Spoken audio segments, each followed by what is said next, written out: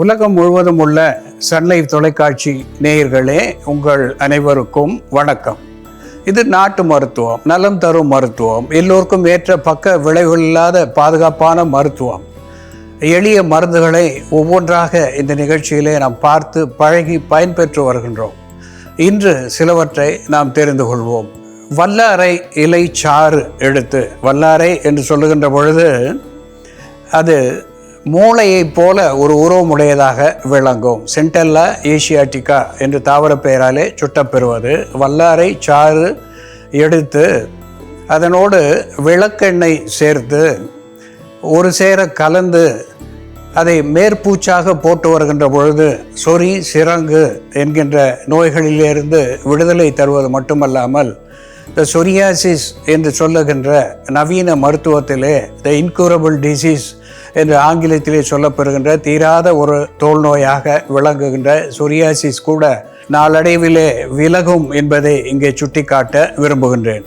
அன்பான நேயர்களே, டெலோனிக்ஸ் எலேட்டா என்று தாவர பெயராலே சொல்லப்பெறுவது வாத நாராயணன்.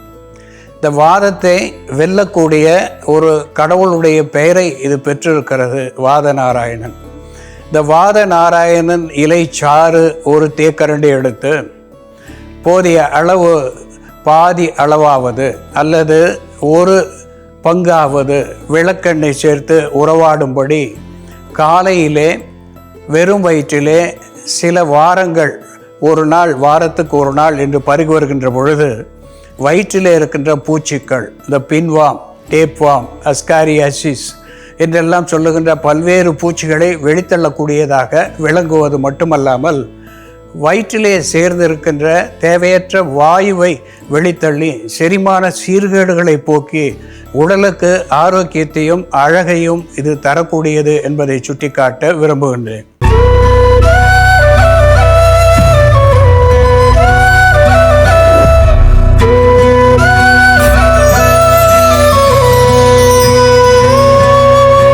அன்பான நேயர்களே, சாலை ஓரங்களிலே நிழலுக்காக நாம் வளர்க்கின்ற ஒரு மரம் வாத நாராயணன், டெலோனிக்ஸ் எலேட்டா என்ற தாவர பெயராலே சுட்டப்பெறுவது வாத நாராயணன். வாதம் என்று சொல்லுகின்ற பொழுது காற்று அதனோடு நீர் சேருகின்ற நிலையிலே அதை வாதம் என்று சொல்லுவார்கள். த சினோவியல் ஃப்ளூயிட் என்று ஆங்கிலத்திலே சொல்லுவது வாத நீர். த சினோவியல் ஃப்ளூயிட் என்கின்ற வாத நீர் பொருத்துக்களிலே சேர்ந்து அங்கே வீக்கத்தை வரச் செய்து வலியை தரச் செய்கின்ற ஒரு நோயாக நாம் பார்க்கின்றோம். முடக்கு வாதம் என்று சொல்லுவார்கள். நம்மை முடங்கச் செய்கின்ற வாதம், ருமட்டாய்டு ஆர்த்ரிட்டிஸ் என்று சொல்லுகின்ற வாதம்.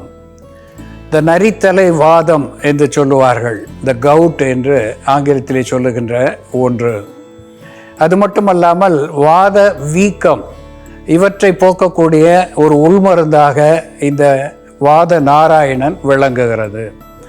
நாராயணன் என்பது காக்கும் கடவுளிலே மிகுந்த ஒரு சிறந்தவராக விளங்குகின்றார். அந்த காக்கும் கடவுளுடைய பெயரை இந்த மூலிகைக்கு வைத்திருக்கிறார்கள். வாதத்திலே இருந்து நம்மை காக்கின்ற கடவுள் என்கின்ற பொருளை என் முன்னோர்கள் இந்த மூலிகைக்கு தந்திருக்கிறார்கள். இந்த வாத நாராயணன் இலையை நாம் தீநீராக வைத்து பருகுகின்ற பொழுது அது உள் உறுப்புகளிலே இருக்கின்ற வாதத்தை, காற்று சத்துவத்தை வெளித்தள்ளி உடல் வலியை போக்குவதாக திகழ்கிறது. உடலுக்கு செயல்பாட்டை தூண்டக்கூடிய ஒரு ஸ்டிமுலண்ட் என்கின்ற மருத்துவ குணத்தை தருகிறது. இதை விளக்கெண்ணெயோடு சேர்த்து காய்ச்சி மாதம் ஒரு முறை சாப்பிட்டு வருவதனாலே வயிற்றை கழியச் செய்து, ஓரிரு முறை கழியச் செய்து வயிற்றை சுத்திகரித்து செரிமான சீர்கேடுகளை போக்குகிறது. இதை எண்ணெயிலே இட்டு காய்ச்சி மேற்பற்றாக பூசுகின்ற பொழுது வலியை போக்குகின்ற ஆன்டி இன்ஃப்ளமேட்டரி அனால்ஜெசிக் என்கின்ற மருத்துவ குணத்தை இது பெற்றிருக்கிறது. இந்த வாத நாராயணனை எப்படி மருந்தாக்கி பயன்படுத்துவது என்று செயல்முறையிலே பார்ப்போம், வாருங்கள். நேயர்களே, நாம இன்னைக்கு வாத நாராயணன் இலைகளை பயன்படுத்தி வாதம் அதிகரிப்பால் ஏற்படக்கூடிய தோள்பட்டை பிடிப்பு, மூட்டுகளில் ஏற்படக்கூடிய வலி, கழுத்து வலி, இடுப்பு வலி, உடலில் ஏற்படக்கூடிய நடுக்கம் போன்ற பிரச்சனைகளை சரி செய்யக்கூடிய ஒரு உள்மருந்தாகவும் வெளிமருந்தாகவும் பயன்படுத்தக்கூடிய தைலம் எப்படி தயார் பண்றதுன்னு பார்க்கலாம்.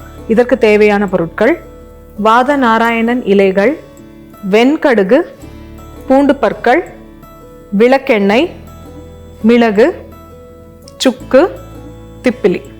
நம்ம ஒரு பாத்திரத்தில் கொஞ்சம் விளக்கெண்ணெய் விட்டுக்கலாம். விளக்கெண்ணெய்க்கோ வாதத்தை தணிக்கக்கூடிய பண்பு இருக்கிறதுனாலையும் அதே போல் வலியை குறைக்கக்கூடிய தன்மை இருக்கிறதுனாலையும் நம்ம விளக்கெண்ணெய் சேர்க்குறோம். இந்த எண்ணெய் சூடாகிறதுக்கு முன்னாடியே நம்ம இந்த பொடியெல்லாம் சேர்த்துடலாம். வாத நாராயணன் இலை நம்ம பொடியாக வச்சுருக்கோம். நம்ம இலைச்சாரம் சேர்த்தோம்னா இலைச்சாரம் விளக்கெண்ணையும் மிக்ஸ் பண்ணிடணும். அடுப்பில் ஏற்றுறதுக்கு முன்னாடி ரெண்டுமே சம அளவு எடுத்து மிக்ஸ் பண்ணிவிட்டு நம்ம ஸ்டவ்வில் ஆன் பண்ணிக்கலாம். அதுக்கப்புறம் கொஞ்சம் மிளகு பொடி கொஞ்சமாக சேர்த்துக்கலாம். சுக்கு பொடி. மிளகு ஒரு ஸ்டிமுலண்ட்டாக செயல்படும். அதே போல் சுக்கு வாதத்தை குறைக்கக்கூடிய மருந்தாக இருக்கும். வலி நிவாரணியாகவும் வீக்கத்தை குறைக்கக்கூடிய மருந்தாகவும் இருக்கும். கொஞ்சம் திப்பிலி பொடி. சுக்கு, மிளகு, திப்பிலி சேர்ந்த திரிகடுகு பொடி இருந்தாலும் நம்ம அதை சேர்த்துக்கலாம் அப்படியே டைரெக்டாக. இதோட நம்ம இப்போ பூண்டு பற்கள் தட்டி போட்டுக்கலாம். நம்ம தட்டி வச்சிருக்கேன் இந்த பூண்டையும் இதோட சேர்த்து காய்ச்சிடலாம். பூண்டு நல்லா பொரிஞ்சு வரணும். நம்ம எல்லாமே பொடியாக சேர்த்துருக்கிறதுனால சிறு தீயில வச்சு கைவிடாமல் கிளறிட்டே இருக்கணும். அப்போ தான் அடி பிடிக்காது, கருகி போகாது. நம்ம சாரம் சேர்த்தோம்னா விளக்கெண்ணையும் வாத நாராயணன் இலைச்சாரும் சம அளவு சேர்க்கணும். பூண்டு நல்லா பொரிஞ்சு வரும்பொழுது நம்ம கடைசியாக இதோட வெண்கடுகு சேர்த்து பொரிச்சு இறக்கிடணும். இந்த தைலத்தை நம்ம காய்ச்சி வச்சுக்கிட்டு காலை மாலைன்னு 2 வேளையும் 5-10 ml அளவுக்கு வெந்நீரோடு சேர்த்து நம்ம உள்ளுக்கு சாப்பிடலாம். இதையே நம்ம வலிக்கான மேல் பூச்சி மருந்தாகவும் பயன்படுத்தலாம். ஒரு வலி நிவாரணி தைலமாக இதை நம்ம யூஸ் பண்ணலாம். வாதம் அதிகமாகும்போது நமக்கு மூட்டுகளில் தான் அதிகமாக வலி தெரியும், ஸ்டிஃப்னஸ் ஏற்படும். வலியை விட ஸ்டிஃப்னஸ் அதிகமாக இருக்கும். அதுவும் காலை நேரத்தில் அதிகமாக அந்த ஸ்டிஃப்னஸ் இருக்கும். கொஞ்சம் நேரம் போக போக பெயினும் ஸ்டிஃப்னஸும் கம்மியாகும். நம்ம இரவு தூங்க போகும்போது இந்த எண்ணெயை கொண்டு மசாஜ் பண்ணிவிட்டு தூங்கினோம்னா காலையில் அந்த ஸ்டிஃப்னஸ் அந்த அளவுக்கு இருக்காது. இது ஒரு குளியல் தைலமாகவும் பயன்படுத்தலாம். முகவாதம், பக்கவாதம் போன்ற பிரச்சனை இருக்கிறவங்களும் இந்த மருந்தை குளியல் தைலமாக பயன்படுத்திட்டு வரும்பொழுது அவர்களுக்கு நல்ல பலன் கிடைக்கும். பொருத்துகளுக்கும் தசைகளுக்கும் பலம் தரக்கூடிய மருந்தாகவும் இது செயல்படும். இப்போ இந்த பூண்டு நல்லா பொரிஞ்சு வந்துருச்சு. இந்த ஸ்டேஜில் நம்ம இதோட கொஞ்சம் வெண்கடுகு சேர்த்து பொரிச்சிடலாம். கடுகு நல்லா பொரிஞ்சதும் நம்ம ஸ்டவ் ஆஃப் பண்ணிடலாம். இந்த தைலம் இப்போ தயாராகிடுச்சு. இதை வடிகட்டிடலாம். வாதநாராயணன் இலை, விளக்கெண்ணெய், வெண்கடுகு, பூண்டு மற்றும் திரிகடுகு சூர்ணம் சேர்ந்த இந்த தைலத்தை நம்ம உள் மருந்தாகவும் வெளிப்பூச்சி மருந்தாகவும் பயன்படுத்திட்டு வரும்பொழுது வாதம் அதிகரிப்பால் ஏற்படக்கூடிய தோள்பட்டை பிடிப்பு, கழுத்து வலி, இடுப்பு வலி, உடலில் ஏற்படக்கூடிய நடுக்கம் இவைகளை போக்கக்கூடிய மருந்தா இது செயல்படும். அன்பான நேயர்களே, டெலோனிக்ஸ் எலேட்டா என்று தாவர பெயராலே சொல்லப்பெறுவது வாத நாராயணன். நிழலுக்காக சாலைகளிலே நாம் பார்க்கக்கூடிய ஒன்று. அந்த வாத நாராயணன் இலை சாரோடு சுக்கு, மிளகு, திப்பிலி, வெண்கடுகு, பூண்டு, விளக்கெண்ணெய் இவை சேர்த்து இங்கே ஒரு தைல பதத்திலே நாம் காய்ச்சி வைத்திருக்கின்றோம்.